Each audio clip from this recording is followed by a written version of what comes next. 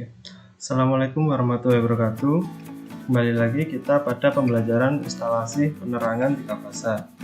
Untuk siswa kelas 12 Teknik Instalasi Tenaga Listrik SMK Negeri 2 Sukoharjo. Oke, pada materi hari ini kita akan belajar tentang merancang instalasi listrik. Jadi apa saja yang perlu kita persiapkan dalam merancang sebuah instalasi listrik. Oke, rancangan instalasi listrik. Rancangan instalasi listrik. Dalam merancang instalasi listrik harus memenuhi beberapa persyaratan dan ketentuan umum yang ada pada PUIL, yaitu Undang-Undang Persyaratan Umum Instalasi Listrik yang sudah ditetapkan. Rancangan instalasi listrik sendiri merupakan suatu berkas, gambar rancangan, dan juga uraian teknik sebagai pedoman untuk melaksanakan pemasangan instalasi listrik. Rancangan instalasi listrik harus dibuat dengan jelas, mudah dibaca, dan dipahami oleh teknisi listrik dan mengikuti ketentuan dan standar yang berlaku, baik itu dalam penggunaan ukuran, bentuk garis, dan juga simbol harus sesuai dengan standar dan juga simbol-simbol yang telah ditetapkan. Oke, yang pertama dalam merancang sebuah instalasi listrik kita harus membuat sebuah gambar situasi, yaitu gambar yang menunjukkan dengan jelas letak gedung atau bangunan tempat instalasi tersebut yang akan dipasang dan rancangan penyambungannya dari sumber tenaga listrik, baik itu mulai dari trafo distribusinya, kemudian disalurkan melalui tiang listrik sampai hingga ke rumah atau ke depan. Oke. Yang kedua adalah tentang gambar instalasi. Pada gambar instalasi, yang pertama adalah gambar rancangan tata letak yang menunjukkan dengan jelas letak perlengkapan listrik beserta sarana kendalinya, pelayanan seperti lampu, kotak kontak, saklar, motor listrik, PHB, dan lain sebagainya. Biasanya ada gambar kegiatan instalasi.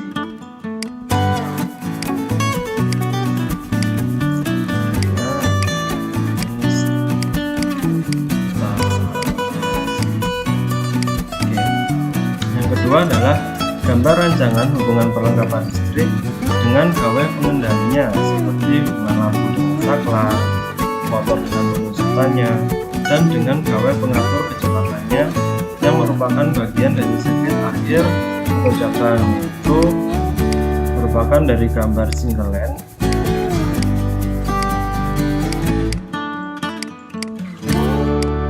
dan juga gambar pengawatan.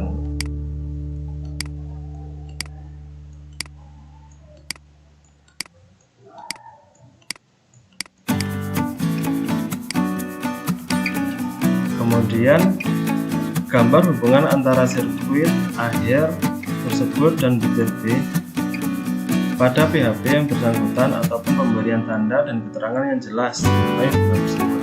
Jadi pada gambar-gambar yang instalasi, sinyal dan juga pengawatan harus terdapat keterangan yang jelas, misal saklar diberi S sebagai simbolnya, kemudian hubungan kontak-kontaknya, dan sebagainya.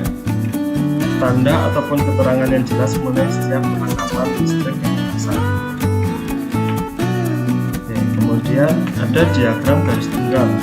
Diagram garis tunggal di sini yang dimaksud adalah diagram garis tunggal pada PHB.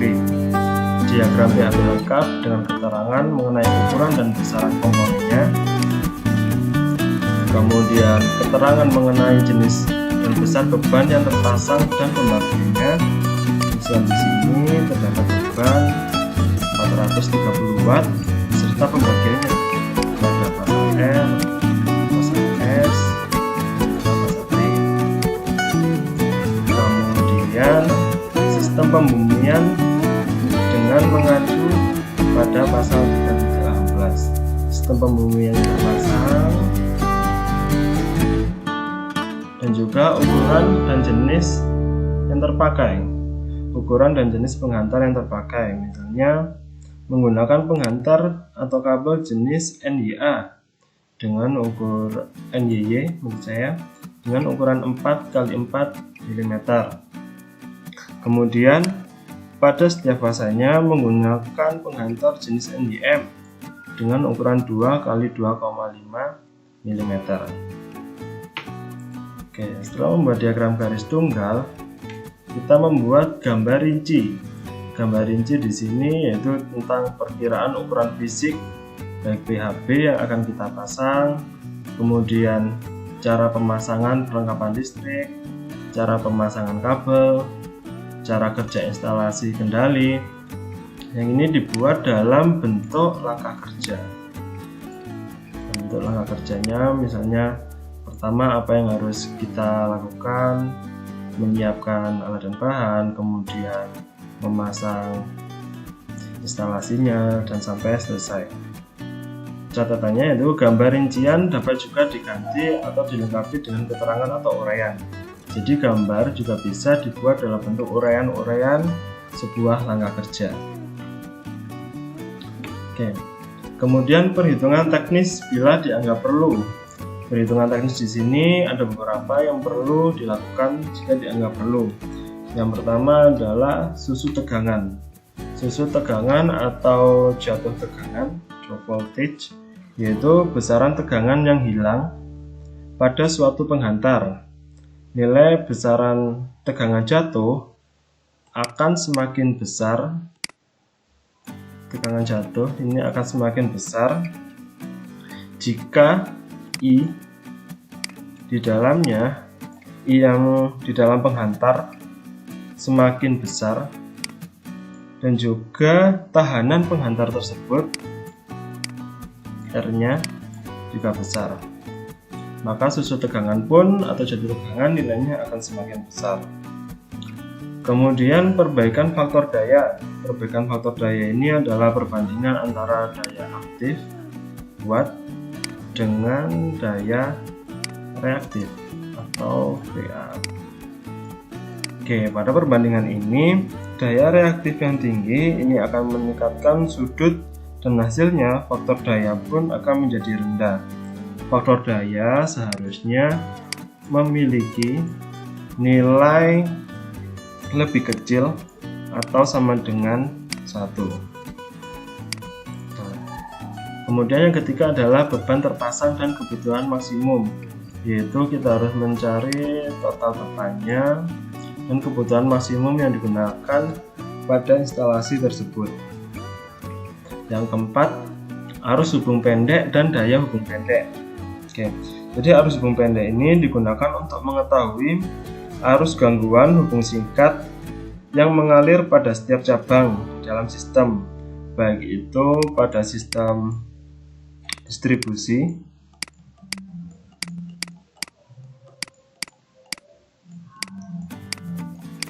kemudian pada sistem transmisi,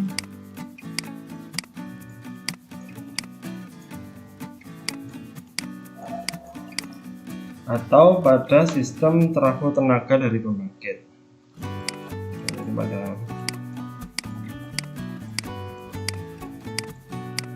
trafo tenaga dari pembangkit. Jadi dari setiap sistem ini kita harus mengetahui kemungkinan yang terjadi hubung singkat itu berada pada titik mana. Kemudian yang terakhir, yang kelima adalah tingkat penerangan. Ya, jadi di tingkat penerangan sini kita menentukan nilai kecerahan cahaya atau luminasinya, karena setiap ruangan akan memiliki tingkat penerangan yang berbeda sesuai dengan kebutuhan yang digunakan. Oke, yang kemudian adalah tabel bahan instalasi. Pada tabel bahan instalasi di sini kita akan menentukan jumlah dan bahan jenis kabel, penghantar, dan perlengkapan yang dibutuhkan. Misalnya kita membutuhkan jenis kabel apa, NYA atau NYY atau NYM, kemudian dengan ukuran berapa, 2,5 mili atau 1,5 mili. Yang kedua adalah menentukan jumlah dan jenis perlengkapan bantu. Oke, perlengkapan bantu di sini mulai dari seperti pipa instalasi, kemudian sambungan-sambungannya, T-DOS maupun cross-DOS. Kemudian yang ketiga adalah jumlah dan jenis PHP. Jadi kita butuh PHP berapa jumlahnya, kemudian jenis PHP yang kita temukan apakah itu PHP distribusi untuk penerangan atau untuk tenaga. Kemudian yang keempat adalah jumlah dan jenis luminaire lampu. Jadi di sini adalah lebih ke instalasi penerangannya. Kita membutuhkan lampu dengan daya berapa dan dengan luminaire atau intensitas cahaya yang dibutuhkan. Seperti saya jelaskan tadi, karena setiap ruangan pasti akan membutuhkan pencahayaan dengan nilai yang berbeda-beda. Kemudian uraian teknis. Uraian teknis di sini kita untuk menentukan sistem proteksi yang akan kita gunakan, yaitu mengacu pada UIL pasal 3.17. Kemudian yang kedua adalah ketentuan teknis perlengkapan listrik yang dipasang dan cara pemasangannya, kemudian cara pengujiannya nanti akan seperti apa, yang keempat jadwal, waktu, dan pelaksanaan dalam melaksanakan instalasi listrik tersebut. Dan yang terakhir adalah perkiraan biaya. Jadi kita juga harus memperkirakan berapa biaya yang kita keluarkan dalam memasang sebuah instalasi tersebut. Oke, demikian materi tentang perencanaan instalasi, perencanaan instalasi penerangan 3 fasa. Silahkan kalian pelajari dengan baik, dan jika ada pertanyaan bisa langsung komen pada kolom komentar atau bisa japri ke nomor saya. Oke, demikian materi ini. Jika ada salah kata atau kurang lebihnya, mohon maaf. Wassalamualaikum warahmatullahi wabarakatuh.